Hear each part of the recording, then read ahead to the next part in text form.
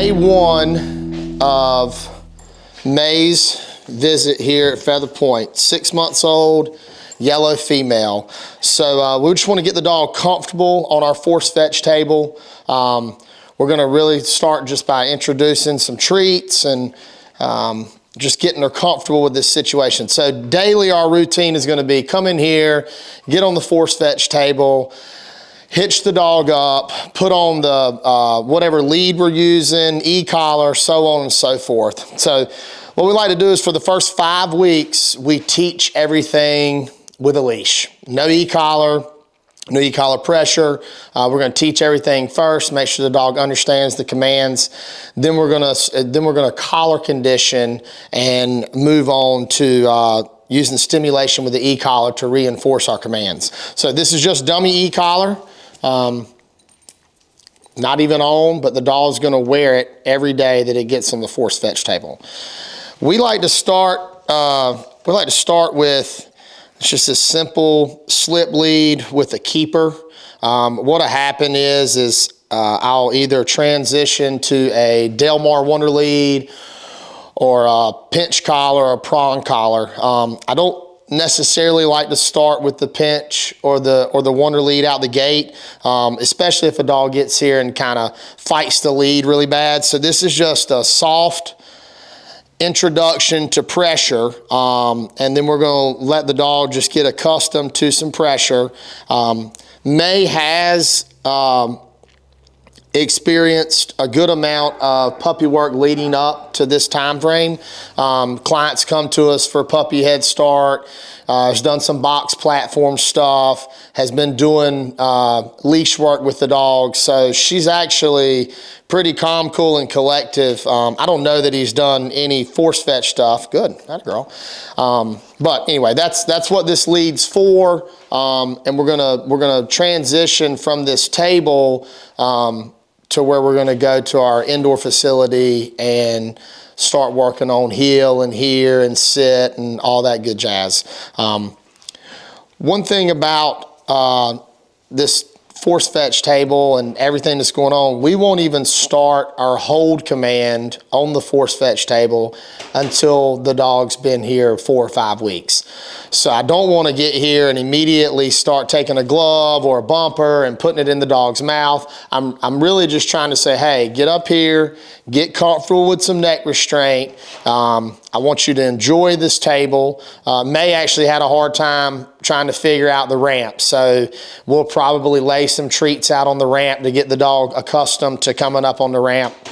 And then that way we'll transition from the ramp to teaching the dog how to kennel or jump on the ramp and go off the ramp, so on and so forth. Good. Good. Yeah. Like it up here. Good dog. Good girl. Lots of good stuff on the table. There's a lot of distractions in here, so we have other dogs that are staged, getting ready for training. So there are some distractions that we can encounter while in here on the force fetch table. Good. Good. Good. We can somewhat go ahead and start introducing our sit command up here, especially if the dog is comfortable and staying seated. And that also helps us with not having to bend over or anything like that, just by being in an elevated position. Good. Good. Good job. Doing really good for day one. So you can tell the dog's had somebody spend some time with it and is accustomed to some of this stuff. So May, we just left the force fetch table in the training room. Now we've come over to our indoor training facility, and we're just going to work on introducing some leash pressure to May, basically walking along at heel and here and sit. One thing that I don't do at the beginning is I'm not giving the commands here and heel and sit. One is because most dogs have no idea what that command is. So I'm really just getting the dog comfortable with walking beside me in my personal space. Like I mentioned, this dog has come here for some of our puppy head start stuff, so she seems to be a little more advanced than some of the dogs we get day one. Okay, heel.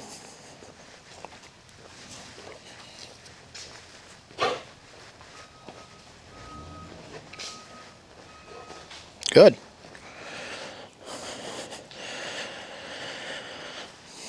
Atta dog. Sit. Good. I'm using my lead like a joystick. So the dog gets a little out front, I'm going to tug back. Dog's away from me, I'm going to tug in.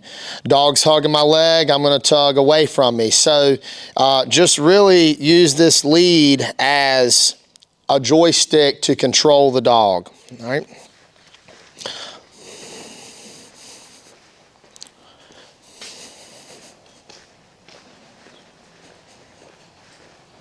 Good. Good. Sit. Also, as I'm slowing down to sit, I'm taking that lead and I'm tugging back some.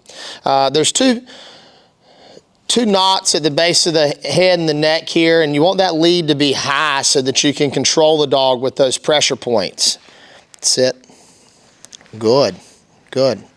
Also, when I'm taking off at heel, I'm going to take off every time with the leg that's closest to the dog. All right, so the dog's focal point is basically my thigh or knee. So dogs communicate better with body language than they do verbally.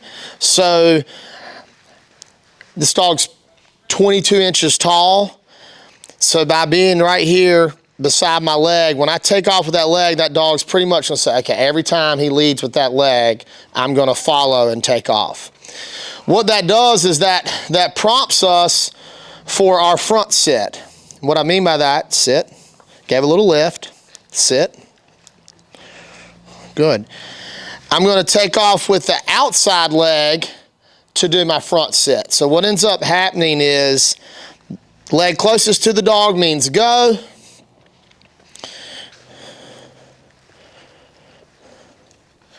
Sit. And then when I front sit, I'm leading out with the outside leg, okay?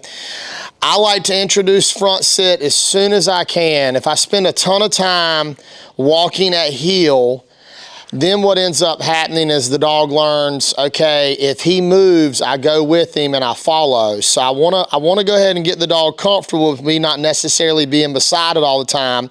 A lot of this is created with our platform sit and stuff that we're doing with puppies. Also with my front sit, now I've wiggled in on the opposite side and the dog is on my right. All right, now, just knowing the client, knowing the dog, and talking to him, his last dog was left-sided. And as we can tell right now, the dog's already not as comfortable on the right as it was on the left.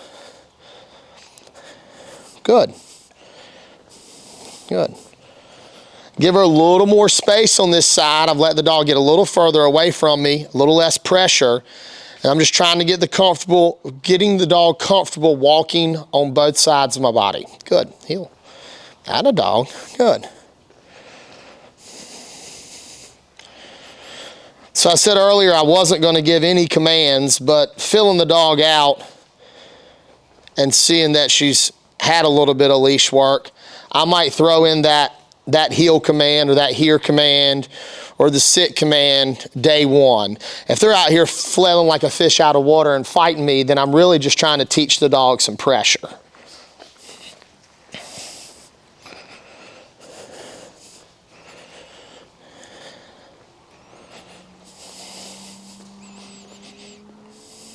Good. Lift, lift, lift, sit. Good. So I'm lifting on that collar there. I don't want to lift so hard that the dog starts jumping. So in order for the butt to go down, the head's got to go up. So one of two things happens. If I lift really hard, then odds are the dog's going to start jumping because it's trying to relieve that pressure of feeling like that it's getting hung. Good. Sit. Good. Again, dog's on my right side. I'm taking off with the right leg.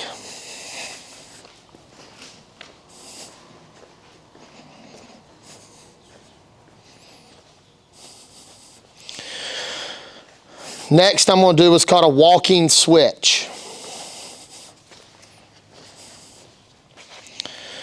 So now I'm back on the left side. So I can either switch sides at this stage by walking switch, or I can front sit the dog down and wiggle into one side or the other. No, no.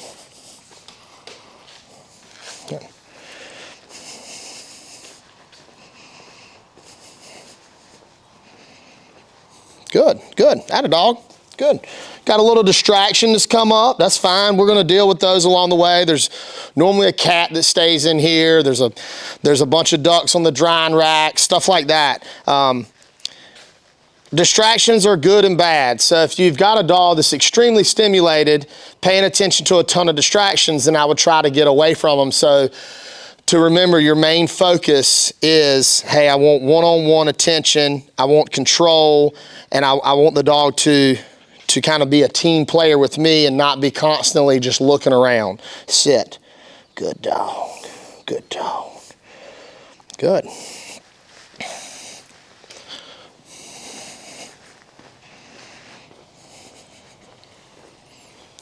Here. Kennel. Kennel. Good. Sit. Good. So just knowing that the dog's been on the platform or puppy platform box, then we will go ahead and start doing some basics on it as well. Also, this helps us work on our front sit and receiving. Here, here, here. Good. Sit. Good dog. Good. Here. Kennel. Good. Sit. Good. Good. Here, here, here, here. So we're working on receiving on the right side and the left side. This is day one again. So it's not going to be perfect and crisp and healing up great. It's just going to be working on that body language of the dog coming to one side or the other. Earlier I mentioned that the dog's focal point is my thigh and knee. Your hand gets thrown into that as well, because a lot of times this starts off with a treat, but I'm majorly selling the leg that I want the dog to come back to, the side that I want the dog to come back to. Here, here, here. Sit. Good, good. A little lazy. No. No. Good. Here. Kennel. Giving me more fight and chewing on the lead on the right side than the left side. Here, here, here. Good dog. Good. Sit. Good. Good. A lot of times if I get my dog seated, I'm going to reposition my body more so than trying to reposition them. Good. Good. Sit. Atta dog. Have distractions in the distance, no big deal. Hey, hey. Gonna pay for some eye contact there, okay? Dog gives me a look. Sit. Sit. Good girl. Good. Good. Here. I typically like to do basics 10 to 15 minute increments, and I normally blitz little sessions of my basics. And what I mean by that is I might come out and I might just do heel here and sit. I might come back out for another session this evening and I work a lot on front sit and backing away. And so we're really just trying to stay focused on little bits and pieces of the total picture that we're trying to achieve. Hey, hey, hey, hey, hey, hey, fetch. Good dog, good. Here, here, good girl. Good, good. Sit, sit. May. Woo, atta girl, good dog, good dog. Yeah, yeah. A box is definitely helping me with the return. Fetch. May. All right, we like to say, here, here, hey, hey, hey, hey, hey, hey, hey, hey, hey, hey. Good dog, good. We like to say fetch 50% of the time and the dog's name the other 50% of the time. Sometimes we'll throw in the word back. So just going to make the fetch a positive word that is associated with a fun bumper so that when we transition to force fetch, the dog is like, oh shoot, well every time we say that word, this is something that I'm going to run and go get and bring back, fun bumper, so on and so forth. Good job, May. Good. Magic, 7-month-old black female. She's been with us about 4 to 5 weeks. So we have transitioned from our slip lead with a keeper, and we're running a pinch collar on this dog. Should be ready for collar conditioning in the next 7 to 10 days. Heel. Magic came to us as a left side only dog. The client had done some work with the dog all on the left side, so her right side is weaker than the left side. Heel, heel. We are given these commands for direction change. Here, here, here. Good. Heel, heel. Good. Sit. Good. Sit. No. Sit. Good. Here, here. We're given the no command for anything and everything the dog does wrong. So a lot of people go, quit, don't do that, get down, stop, whatever it may be. But we're going to make it black and white for the dog, heel, by giving a no command. What that does is no gets associated with pressure and the e-collar, heel, heel. And it builds the basis, sit, for our 3 strikes, you're out method. So, you know, we talked about that on the T drill and 3-pole and all that good stuff. So first offense is going to be a no and a correction, or the follow up with the correct command that we want the dog to obey. Then it's going to be no and a momentary function. And then it's going to be 3rd strike is a no, maybe a more severe momentary correction and or a little bit of a continuous. Sit, heel. Good. Here, here, here. Good. Heel. A lot of times in basics, I will come out because we're doing multiple sessions a day, and I'll only work one side.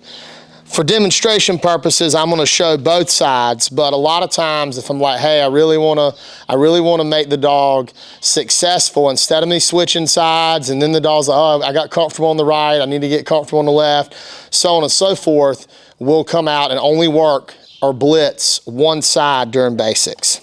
Same thing happens when this dog gets on the truck.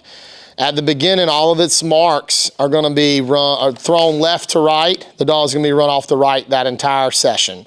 Then the next day we'll come out and every mark can be thrown right to left, and we'll run the dog off the left side. Then that way we're not confusing the dog on, hey, which side am I going to, and all that stuff. Sit. Good. Sit.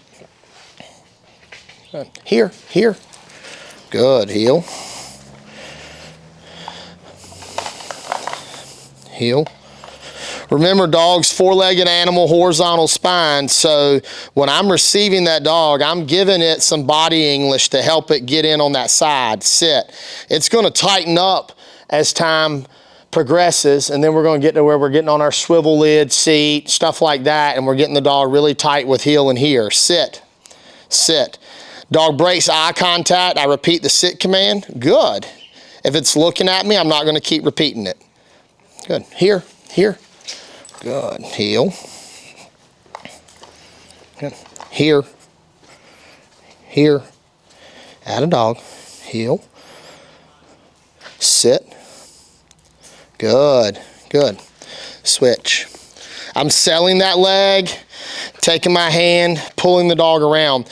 That originally started with the treat in our hand. So puppy training, and then first week or two the dog's here, we'll take treats and get the dog to switch from side to side. Heel. Heel. Heel. I'm saying my commands for a speed change, heel, heel, a direction change, and a correction. So there's 3 times that I'm going to say a command. Here, here. Good. Speed change, heel, heel, direction change, and a correction for if the dog's not obeying the command. Sit. Good.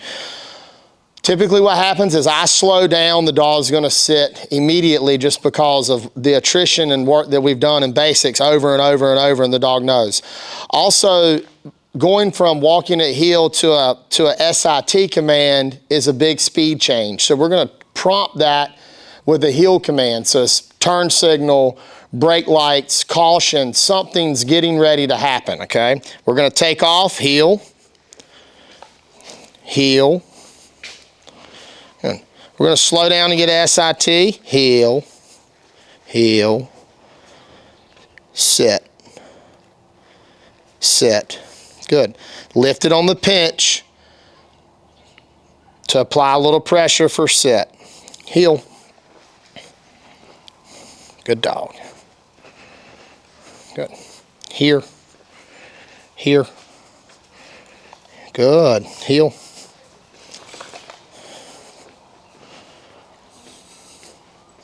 Heel. Heel. Sit. Still using our lead as a joystick. Sit. Working on our front sit. No. Sit. So we got a correction with no. Sometimes with the retractable, by leaving that tension in the spring, is pulling on the dog to come to you. And so we'll back off of it, sit, leave a little bit of slack out. Then that way the dog doesn't have that tension on it. We will get to the point that we're going to give that sit command and lightly tug on purpose so that the dog is obeying the verbal command instead of paying attention to the pinch. Sit. Good. Here, here. Heel. Sit. Good. Heel. Inside turn, heel. Heel. Heel and here again is push and pull. Some people do inside turn, outside turn, here, here. Or if you understand it better with push and pull, heel. Good. Sit. Sit. With her wanting to come to me as I get more than about 5 to 6 feet away, her next session today will be more focused on front sit and getting more and more and more distance away from the dog. No. Sit. Maybe smelling for treats from the last dog. Sit. No. Sit. Good. Sit. So we'll pay. Good. Good. Here, here, here, here. If I'm losing the dog's attention span, I'm just going to go ahead and call it back into my personal space, get back control of the situation. We're losing a little bit of eye contact and focus here. We can always resort back to our kennel box or platform or place platform, whatever verbiage you decide to use for that. Here, kennel, sit. Pay again, sit. Good. Good. Get back to using some of our praying hands to try to get the head up and eye contact. Hey, sit. Good. So throughout this basics, instead of forcing the dog or rushing a situation, we want to go back to maybe doing something that makes the dog successful. Sit. At a dog, sit. Now we're getting a little more focus. Remember in dog training, if you have something that occurs, or you're like, hey, I'm struggling here or there, try to think about what the dog was successful at 2, 3, 4, 5 days ago. Sit. Sit. Good. Sit. Good. It's not a race. It's all about getting a solid foundation, figuring out what we can do to make the dog successful. And you might think, well, hey, I don't want to go back to the platform. I was on the platform 2 weeks ago. But for these sessions, and you're seeing some little things that you want to address, you can always go back to the platform. Our platform follows the dog around pretty much all the way until they're 2, 3 years old. It really depends. It really helps with creating steadiness, and we can use it in the field, and we can use it as an honor box. All kinds of things can be done because the dog has associated this platform with positive reinforcement. A lot of these dogs and clients that we're dealing with are getting a head start and are following along with our puppy program, and they're doing bits and pieces at home which only help benefit the dog later in life. Sit. Good. Here, here, here. Good. Sit. Heel. Heel. Tighten up on a little basic. So in the next couple of weeks, this dog will be swiveling on a swivel chair or 5-gallon bucket lid. Here, here, here. One of the hardest things for a dog to do is to back up. Like I said, 4-legged animal, horizontal spine. So these tight heels are a lot tougher heel, getting the dog to get his feet in position, than it would be for a here command. Here. Here. Here's a lot easier because the dog's got forward momentum, and it's designed to run forwards or walk forwards instead of backwards. Heel. Heel. Sit. Good dog. Kennel. So one thing to keep in mind with running a pinch collar and a retractable lead, or if you know, sometimes we'll put on a short 6-foot lead or whatever, and the dog can drag it around. I don't want to throw this bumper and then run to the end of my lead and the dog get jerking me down, and then it get an aggressive snatch by the pinch, and then it takes it as pressure associated with my fun bumper. So at this stage, a lot of times I'll just unsnap my lead, or I'll take my lead and snap to my flat buckle. Hey, hey, hey, hey, hey, hey. Fetch. Good dog, good dog. Here, here, here, here, here. Good, good. Here. Here. Kennel. Sit. Magic. Yeah, yeah, yeah, yeah. Here, here, here. Good dog. Good. Good. I'm not worried about delivery to hand. This dog has started hold on the force fetch table, but I'm not concerned with that right now. I just want to get the dog excited about some fun bumpers to finish up our training. Good. Back. Use the dog's name. We've used the word fetch. We've used the word back. Here, here, here. Good dog, good dog, good dog. Good. Here, here. Good. Good. Good girl.